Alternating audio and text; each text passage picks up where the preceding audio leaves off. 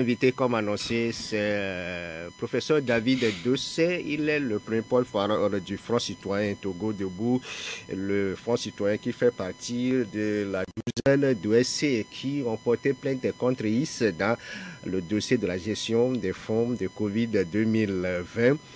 Le 15 avril prochain, ces organisations projettent une manifestation de sensibilisation, de mobilisation, de sensibilisation à 14 h sur le terrain d'Akassimé, stop à l'impunité des crimes économiques. Un meeting qui est maintes fois reporté ou interdit selon chaque acteur. Professeur David Dossé, rebonjour. Oui, bonjour Gildas et bonjour à tous ceux qui nous écoutent. Oui, l'actualité, elle est là, elle ne peut pas s'en passer. La DMK qui se transforme en DMP. Votre réaction en tant qu'acteur civil par rapport à cette mutation, à ce changement, pour certains, c'est un divorce entre les partis de la DMK et le prélat? Je pense que pour quelqu'un qui suit l'actualité togolaise, ce n'est pas très surprenant, surtout depuis la sortie du prélat, qui avait été clair par rapport à sa position en ce qui concerne les prochaines échéances électorales. Et ensuite, nous avons écouté plusieurs sorties de membres de la DMK et pour la première fois, je pense qu'il y a eu des qualificatifs qui ont été utilisés à l'endroit du prélat. J'avoue que personnellement, j'ai été assez surpris. C'était assez inédit puisque je ne vais pas reprendre ces qualificatifs ici, mais lorsque vous utilisé par qui? Par des membres de la DMK après la sortie du prélat. Bien sûr, le langage diplomatique voulait que à l'entame des propos, il y ait beaucoup de respect, qu'on rappelle tout le travail que le prélat a abattu, tous les sacrifices qu'il a fait pour la nation. Mais on n'a pas manqué ensuite de placer des mots, des qualificatifs qui ressemblaient à une façon, en tout cas, c'était une façon de dire aux gens, écoutez, oui, le prélat a fait ce qu'il devait faire, mais je pense que maintenant, il y a un nouveau cycle qui va commencer. Par exemple, quand on dit que nul n'est irremplaçable, en parlant du prélat, je pense que c'est des termes assez forts. Et venant de la bouche de membres de la DMK, c'est assez inédit. C'est assez inédit. Et tout cela laissait entrevoir un divorce qui allait certainement se faire, mais peut-être que, personnellement, je n'imaginais pas que ça allait se faire aussi vite. Je pensais que on prendrait encore quelques jours ou quelques semaines pour discuter, négocier, mais manifestement, cela s'est fait assez vite. Et aujourd'hui, je crois que nous sommes en train d'assister à un nouveau cycle. Le cycle de la DMK est en train, je pense en tout cas, de s'achever. Nous allons voir ce que la DMP va apporter dans l'univers politique, sociopolitique de notre pays. Si on repart un peu en arrière avec ces regroupements qui tombent en cascade, on a vu le front, on a vu la C14, on a vu d'autres regroupements. Est-ce que ce n'est pas aussi l'histoire qui se répète pour la DMK à l'approche de chaque élection? Est-ce que peut-on dire que c'est les élections qui ont poussé ces partis de la DMK à changer de domination? Bon, une chose est certaine, il y avait un regroupement qui s'était constitué autour de la personne de Monseigneur Poudreau. Aujourd'hui, je crois que les cartes doivent être rebattues, puisque le Monseigneur Poudreau avait mis en avant le candidat Guillaume Kodjo. Et aujourd'hui, je pense que, comme je l'ai dit, les cartes vont être rebattues. Il y a plusieurs partis politiques qui sont là, avec des intérêts partisans et probablement divergents. Et donc, dans cette nouvelle donne, il fallait, de mon point de vue, revoir un certain nombre de choses. Et c'est ce qui se fait à travers la DMP. Je n'ai pas envie de... je vois la difficulté que vous rencontrez à se prononcer sur le sujet. Mais est-ce dire qu'aujourd'hui, ils vont abandonner cette lutte-là par rapport à la présidentielle de 2020? Le candidat Guillaume devient quoi concrètement? Est-ce que ça veut dire que tout est remis à zéro? Vous comprenez toute la difficulté que j'ai à m'exprimer parce que je ne voudrais pas m'exprimer à la place justement des membres de la DMP. C'est un nouveau cycle qui commence. Nous voir ce qu'ils vont vraiment proposer au-delà de déclarations contenues dans le communiqué. Nous avons tous lu le communiqué, mais ça reste assez laconique. Donc concrètement, qu'est-ce qui va être fait? Quelles sont les nouvelles orientations? Quelle est la composition du bureau? Est-ce qu'il y a un bureau? Qui est-ce qui va diriger la DMP? J'avoue que tout ça, je ne le sais pas. Donc j'ai du mal à me prononcer, mais je pense qu'on va devoir rebattre les cartes. Et vous l'avez dit, qu'est-ce qu'on fait du candidat Agbeome, enfin du président Agbeome Kodjo?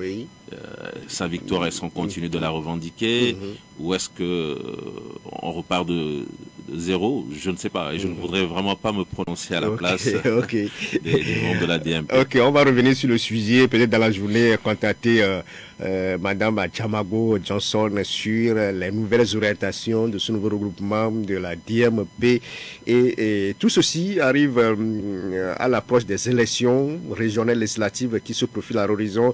Le recensement électoral devrait commencer le 29 de ce mois pour finir le 3 juin. C'est vrai qu'on n'a pas aujourd'hui la date exacte de la tenue de ces élections, mais les choses ont commencé. Professeur David Dossé, de la société civile, comment vous voyez les préparatifs de ce double scrutin qui s'annonce? Alors, une chose est certaine, c'est qu'on a toujours dénoncé le fait que les élections dans notre pays se passent de façon totalement inacceptable. La transparence électorale, la fiabilité des résultats, c'est quelque chose que nous avons toujours déploré puisque on n'a jamais eu d'élection véritablement transparente au Togo. Et on se souvient qu'en 2020...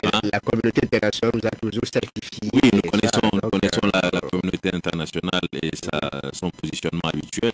Mais en 2020, le Front citoyen Togo Debout avait fait un travail de très grande qualité qui a démontré toutes les irrégularités qui entachent les processus électoraux dans notre pays, avec des procès-verbaux qui sont présignés, alors qu'il n'est inscrit aucun résultat de candidat, des élections où vous avez près de 40% de votes par procuration, surtout dans les casernes, etc., etc.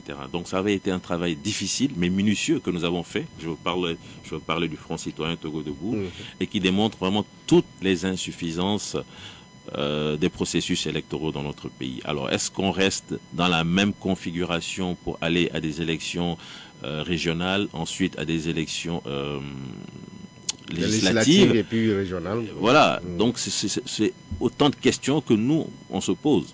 Et il faudrait vraiment que... Souvenons-nous que lorsque le peuple togolais était sorti en 2017, c'était pour appeler essentiellement à des réformes. N'est-ce pas? Oui. Voilà. Et donc, est-ce que depuis 2017, avec tout ce qui s'est passé, toutes les manifestations qu'il y a eu, tous les sacrifices qu'il y a eu, nous avons eu des réformes ou est-ce que nous n'en avons pas eu? Donc, l'Assemblée a fait ses réformes avec la limitation des mandats présidentiels, mais des pas ont été posés. Tout à fait. Il y a eu cette avancée. Et pour ce qui concerne les vraies réformes électorales, je ne me souviens pas qu'il y a eu de vraies avancées. Si vous voulez qu'on parle du principe de limitation du nombre de mandats présidentiels, ce qui pose problème aujourd'hui dans la sous-région, c'est que le Togo, après avoir cette disposition dans le protocole additionnel de la CEDEAO, et ça c'est un gros point d'interrogation. Quand vous voyez les analystes politiques, tout le monde se dit, mais qu'est-ce qui peut expliquer qu'un pays, dans sa constitution, puisse inscrire une telle disposition, donc en fasse une vertu, et que ce même pays refuse que, à l'échelle régionale, cette disposition soit. Donc, on a l'impression que il y a quelque chose qui se trame à l'encontre du peuple togolais. Peut-être que après 2 mandats, peut-être qu'on nous dira encore des choses pour nous dire non, cette limitation finalement, elle n'est pas au goût du jour, puisque au niveau de la CEDEAO, donc on peut tout imaginer. De Cotonou au Botswana, c'est vrai que vous avez œuvré pour la limitation. On dit souvent la charité bien ordonnée commence par soi. C'est toujours la même question qu'on nous pose. Pourquoi vous ne le faites pas chez vous, mais vous faites le tour de vous et en collaboration avec nos partenaires?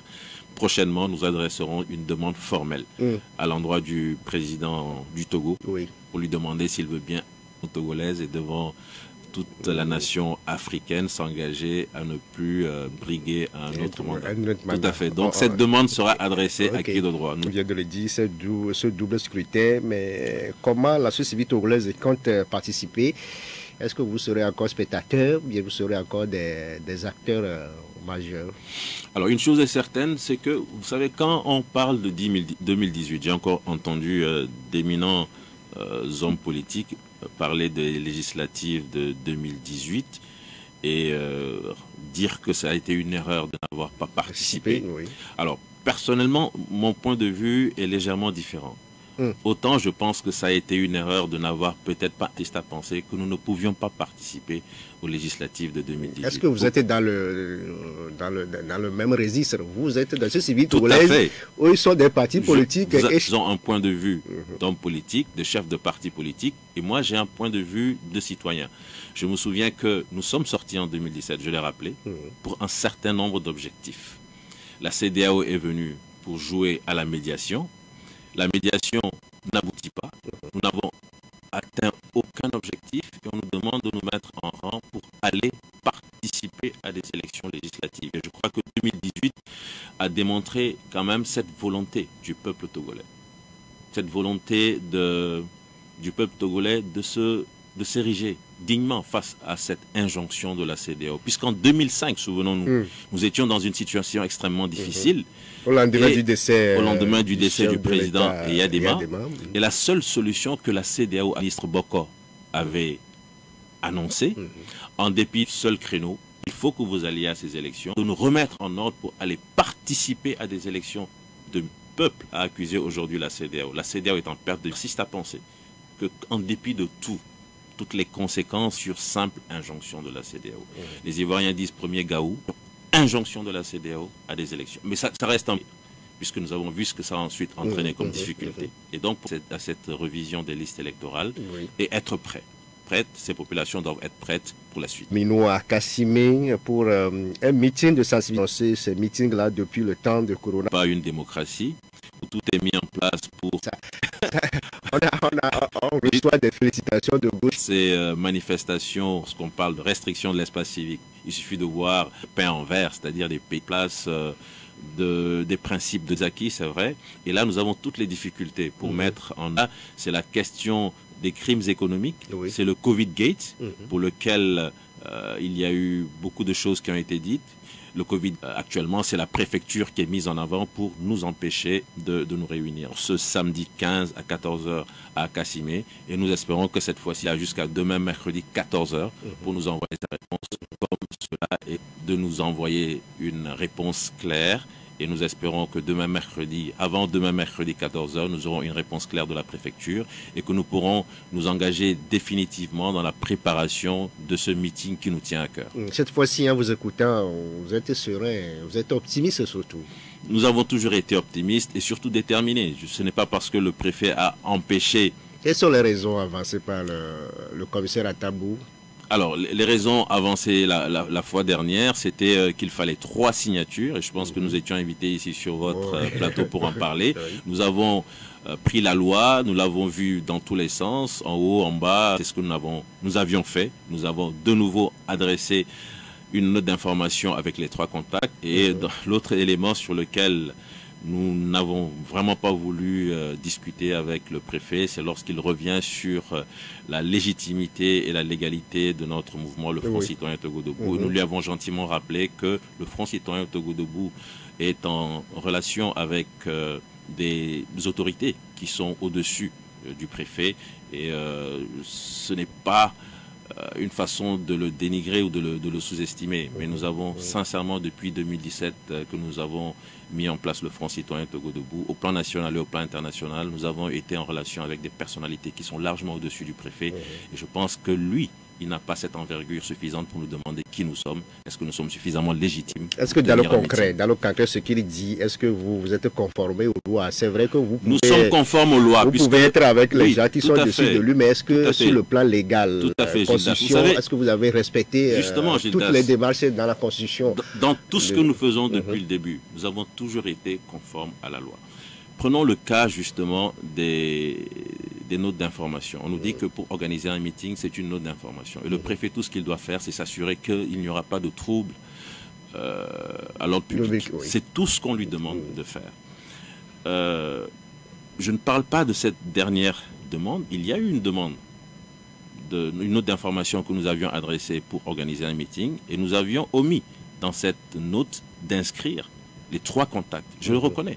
Et lorsque le préfet a réagi, aussitôt, nous avons compris oui. Et nous avons réintroduit. Tout à fait. Nous avons réintroduit une note d'information en mettant les 3 contacts. Mais lorsque le préfet revient en nous demandant 3 signatures, lui, il ne tient plus compte de la loi. Nous avons toujours tenu compte de la loi, puisque dans toutes les organisations, je rappelle que le Front citoyen Togo Debout, c'est une plateforme d'organisation, c'est un regroupement.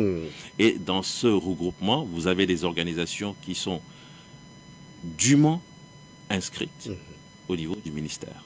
Certaines de ces organisations disposent de récépissés, d'autres disposent de numéros d'enregistrement, et ce sont ces organisations bien reconnues qui ont décidé de constituer cette plateforme qu'on appelle le Front citoyen Togo Debout. Donc rien d'illégal. Nous sommes connus, les responsables de cette organisation sont connus. J'espère en tout cas que je suis connu, que je ne suis pas... Donc, vous êtes conformé à toutes les procédures de mise en place d'une organisation. Mais, dernier sujet avant de marquer la pause, surtout par rapport à ce meeting, à part les crimes économiques, quels seront les autres sujets au menu de cette rencontre? Une chose importante pour nous, c'est d'évoquer la question des crimes économiques, puisque avec le Covid-Gate, nous estimons que nous avons atteint un certain niveau dans l'immoralité. Et il est important qu'on revienne là-dessus. D'autant que le chef de l'État, on s'en souvient, avait évoqué cette minorité pieuse qui avait accaparé les richesses de notre nation. Et vous savez que le développement ne peut pas se faire sans argent, le développement ne peut pas se faire sans ressources. Et si vous avez une grosse partie de ces ressources qui se retrouvent dans les poches d'individus, il est difficile d'avoir suffisamment de finances pour la santé, suffisamment de finances pour l'éducation. Et lorsqu'on prend les secteurs sociaux au Togo, on ne doit pas s'étonner de voir l'état dans lequel ces secteurs se trouvent. Vous prenez la santé aujourd'hui, c'est extrêmement déplorable. J'en parle. Parce que vous êtes acteur. Parce que je suis acteur justement de ce secteur. Nous qui sommes au niveau opérationnel, en dépit de tout ce qui est annoncé, sincèrement, nous vivons une situation extrêmement difficile dans le secteur de la santé. Et on comprend que, je vous donne des exemples, très rapidement, je suis chirurgien, vous l'avez rappelé. Aujourd'hui, vous ne pouvez plus faire de la chirurgie générale. Nous avons cette école de formation au Togo. Et vous imaginez des gens de votre pays ou des gens venant d'ailleurs qui viennent faire 5 années de formation et qui ne pratiqueront jamais la vidéochirurgie avant de partir. Une fois de retour dans leur pays, on leur demandera « Mais qu'est-ce que vous avez été apprendre au Togo ?» Ça fait des années que l'appareil, la colonne, on appelle ça la colonne de celluliochirurgie ou de vidéochirurgie, ça fait des années que la colonne de vidéochirurgie est tombée en panne au CHU Sylvanus Olympio. Et nous sommes incapables d'opérer aujourd'hui en celluliochirurgie au CHU Sylvanus Olympio. Le scanner, n'en parlons pas, ça fait, je ne sais plus, bientôt peut-être une décennie que le scanner est tombé en panne. Et donc, la fois dernière, il y a une dame de 93 ans, je ne donne pas son nom, mais j'en parle, je me permets d'en parler ici. C'est la maman d'une connaissance qui fait un AVC, donc qui arrive au CHU Sylvanus Olympio, on la met dans l'ambulance, on la trimballe jusque dans une clinique privée, on fait le scanner, et une semaine après, on redemande un scanner de contrôle. Sa fille vient me voir en me disant, mais docteur, est-ce que je peux encore avoir le courage de la remettre dans une ambulance, la trimballer jusque dans une clinique privée juste pour le scanner? Sincèrement, je n'irai pas faire le scanner. Je préfère la laisser ici, essayer de faire ce que vous pouvez, mais sincèrement, je n'ai pas la force de la remettre dans une ambulance juste pour aller faire un scanner. Donc c'est une situation que nous vivons tous les jours. Et quand je dis que nous sommes dans une situation extrêmement grave, extrêmement déplorable dans les secteurs sociaux au Togo, je sais de quoi je parle. Donc c'est tous ces messages-là qui seront portés à la connaissance de la population le samedi 15 avril prochain, si le meeting bel et bien pourrait se tenir. Le meeting se tiendra. Ce rapport de la Cour des comptes sur la gestion des fonds de Covid-19 en 2020, justement, ce rapport a aussi conduit les US 12 au total à porter plainte contre inconnu. C'était en mars dernier devant le procureur de la République. Professeur David Dossé, au jour d'aujourd'hui, où en est-on avec votre plainte? Alors effectivement, comme vous l'avez si bien rappelé, les organisations de la société civile, un certain nombre avaient fait une sortie dénonçant justement ce qu'on appelle maintenant le Covid Gate. Et suite à cela, nous avions décidé de porter plainte. Mais connaissant les lourdeurs administratives et judiciaires au Togo, la stratégie a été celle de mettre en avant une seule organisation, dûment inscrite. Et c'est cette organisation, notamment Veille économique, qui a porté la plainte au nom de toute la nation togolaise, si je puis m'exprimer ainsi. Il y a eu un premier retour nous disant que le dossier était confié au premier substitut du procureur. Et ensuite, vendredi, nous avons eu la réponse du procureur. Je puis vous lire peut-être une phrase qui résume l'essentiel. Donc, le courrier dit ceci. De l'examen de votre plainte, il n'en ressort nullement que du fait des faits allégués, l'association que vous présidez a subi un préjudice dûment caractérisé de nature à lui conférer la qualité de partie lésée. Au regard de ce que dessus, le ministère public a pris la décision de classer sans suite votre plainte pour défaut de qualité à agir. Voilà donc la réponse laconique que nous avons reçue du procureur.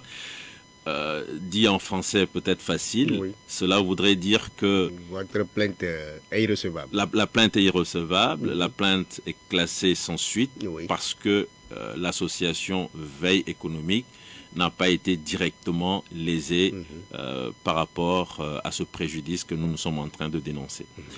Et bien sûr, cela appelle beaucoup de commentaires. Et le premier commentaire que moi je fais, c'est que, si je comprends bien, la justice togolaise ne dit pas qu'il n'y a pas eu malversation. La justice togolaise estime que si, dans notre pays, il y a des gens qui confondent les ressources publiques, le trésor public avec leur poche, un citoyen qui n'a pas la possibilité de montrer directement qu'il a été lésé par ces malversations ne peut pas aller vers la justice et demander à ce que justice soit faite. C'est ce que ça veut dire. Et je pense que, j'espère en tout cas, que cela va susciter en nous, quand je parle de nous, je parle des Togolais, suffisamment d'émoi pour que nous puissions comprendre qu'il est temps que les choses se fassent autrement dans notre pays. Est intervenu au Sénégal. Lorsque le peuple sénégalais a estimé que cette fois-ci, trop c'est trop, et que c'est l'argent du contribuable sénégalais qui était en danger, le peuple sénégalais a fait ce qu'il fallait. Le ministère de la Justice a été obligé de demander au procureur de prendre ses responsabilités. Et aujourd'hui, nous avons 5 personnes au Sénégal qui sont en train de répondre de ces accusations en termes de malversation. Maintenant, au regard de cette réponse du procureur, qu'allez-vous faire après? Nous sommes en train d'envisager un certain nombre de pistes que je ne vais pas évoquer ici, si vous le permettez, sauf peut-être le fait que cette réponse du procureur, nous allons l'envoyer à tous les bailleurs qui ont contribué financièrement et qui ont aidé le Togo dans sa riposte contre la pandémie du Covid-19, pour dire aux bailleurs, vous avez envoyé de l'argent sous forme de prêt. Cet argent, ce sera aux contribuables togolais, donc aux citoyens togolais, de le rembourser. Le citoyen togolais, estimant qu'il a été lésé et au travers d'une association a voulu porter plainte pour que la justice puisse situer les responsabilités, mais cette justice dit qu'elle n'est pas en mesure de prendre cette plainte. Et donc, voilà la situation qui se pose. C'est un des éléments parmi un certain nombre de choses que nous comptons faire, et je n'en dirai pas plus. Vous n'avez pas dévoilé la stratégie ici. Vous, David Dossé, avant de recevoir les coups de fil, vous faites partie aussi du comité pour la libération des détenus politiques mis en place, et dans chaque sortie, vous ne cessez de marteler la libération de ces détenus politiques-là. En fin de mars dernier, le chef de l'État a gracié 352 détenus des prisons civiles de Lomé, Ngotché, Takpamé.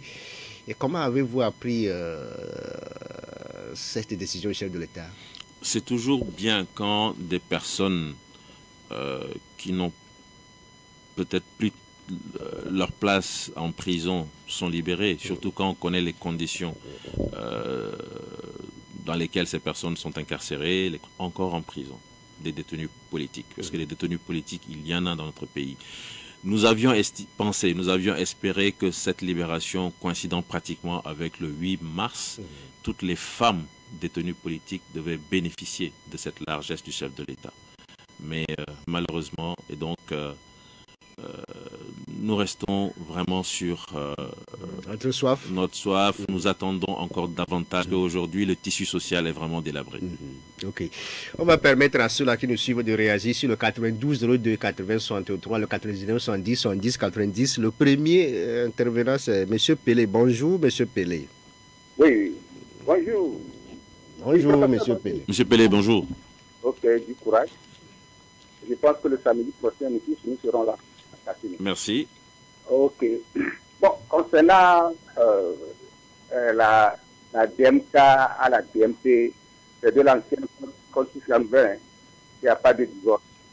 Ce que je voudrais dire, une seule préoccupation, c'est concernant la plainte déposée contre X.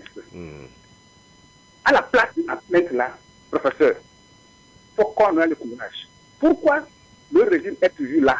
C'est parce qu'il y a des élections frauduleuses. Sinon, considérons ça là comme leur moyen le plus efficace pour se maintenir au pouvoir depuis bientôt. Ils sont en train de faire leur 60 ans au pouvoir. Qu'est-ce qu'on fait? Il faut qu'on cherche les voies et moyens, la manière dont ils volent les élections là. Il faut les contrecarrer. Allô, Pelé? Oui, allô? Un peu de respect aux autorités. Aujourd'hui, cette plainte est déposée. Vous ne la prenez pas au sérieux selon vous, parce que c'est le même régime la qui est plainte là, il faut laisser ça. C'est-à-dire, lorsque on nous a dit qu'il y a la Cour des comptes, qui est une institution, a fait un compte et que les gens ne répondent pas ça, il n'y a pas de problème. Okay. Mais pourquoi ils restent là-bas? C'est parce qu'il y a des élections frauduleuses. Il faut que le professeur fasse tout avec cette coalition-là. Merci beaucoup à vous, M. Pelé. Derrière vous, c'est Évangéliste Senghor. Bonjour, Évangéliste. Bonjour. Bonjour. Comment vous allez? Ça va bien chez vous? Je salue votre invité, le professeur de Bonjour. Bonjour, bonjour. Ok. Bon, je voudrais poser la question de savoir, bientôt il y aura des élections régionales et puis législatives là. Bon, quels défilés politiques pour l'apaisement? Qu'en pensez-vous? Aujourd'hui, ils sont hors du Togo et il y aura ces élections-là. Et quelles sont vos démarches vis-à-vis du gouvernement, les dirigeants de ce pays pour que ça se réglé? Je ne comprends pas ce qui se passe dans ce pays, quoi. Pour que le docteur puisse laisser son travail pour s'immiscer encore à notre côté, aux côtés du peuple et tout ça là. Tout doit aller normalement, non? Dans une république, où les gens doivent alterner normalement. Et ça doit aller normalement comme en France, non? Je ne comprends pas. Comment c'est-il, quoi?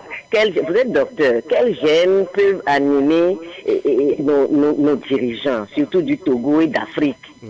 Et quels sont ces gènes? Pour les réactions téléphoniques, on va commencer avec M. Pelé. C'est vrai que la Cour des comptes aussi est une institution qui a produit un rapport qui a révélé des dysfonctionnements. Le gouvernement est revenu pour recadrer les choses devant les députés pour dire que tout s'est bien. À ce refus. Tout à fait, M. Pelé. Vous avez totalement raison. En fait, nous, en décidant de porter plainte contre X devant la juridiction nationale, nous avions bien conscience de l'état dans lequel cette justice togolaise se trouve, puisque nous n'avons jamais cessé de dénoncer l'impunité qui caractérise cette justice togolaise. Nous n'avons jamais cessé de rappeler les propos du président de la Cour suprême qui a parlé d'insécurité judiciaire en ce qui concerne donc la justice togolaise. Et donc nous étions bien conscients. Mais je pense que face à l'histoire, il était quand même important que les citoyens que nous sommes, nous ne restions pas totalement inactifs et observateurs après le travail de la Cour des comptes. C'est ce qui nous a conduit. Donc c'est un acte que vous...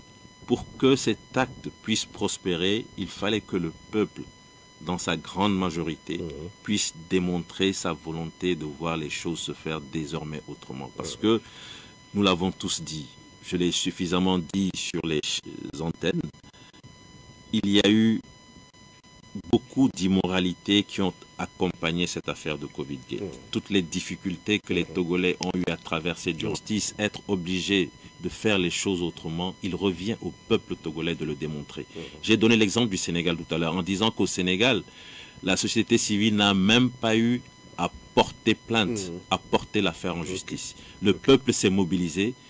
Devant la mobilisation du peuple, il y a eu cette saisine du procureur. Pour le Badji Senghor, les élections sont là cette année, mais les exilés politiques sont aussi là. Mais quelle démarche faites-vous pour que ces Togolais qui résident hors de nos frontières... La société civile est en train d'appeler le peuple à un début de mobilisation. Rien ne peut se faire sans la mobilisation populaire. Vous l'avez vu, nous avons porté une affaire en justice. Vous avez écouté la réponse du procureur. Si nous voulons aller face à ce pouvoir pour exiger des choses, et si nous n'avons pas la possibilité d'avoir depuis des mois, on ne veut pas nous voir être en meeting avec le peuple. On ne veut pas nous voir être en mesure de mobiliser. Qu'une mobilisation est encore possible aujourd'hui? Absolument. Pendant des années, on nous a dit que le peuple togolais ne pourrait plus se mobiliser. Avant 2017, on nous avait dit que le peuple togolais n'allait plus se mobiliser. On a vu ce que ça a pu donner. Ma prière aujourd'hui, c'est vraiment que chacun, en son âme et conscience, prenne conscience de sa capacité. Docteur, vous laissez parfois vos patients, vous intervenez dans le débat public, mais lui, l'autre veut savoir quel gène qui dérange ces Togolais ou bien ces Africains, que les choses se passent. Peut-être que vous êtes chirurgien viscéral.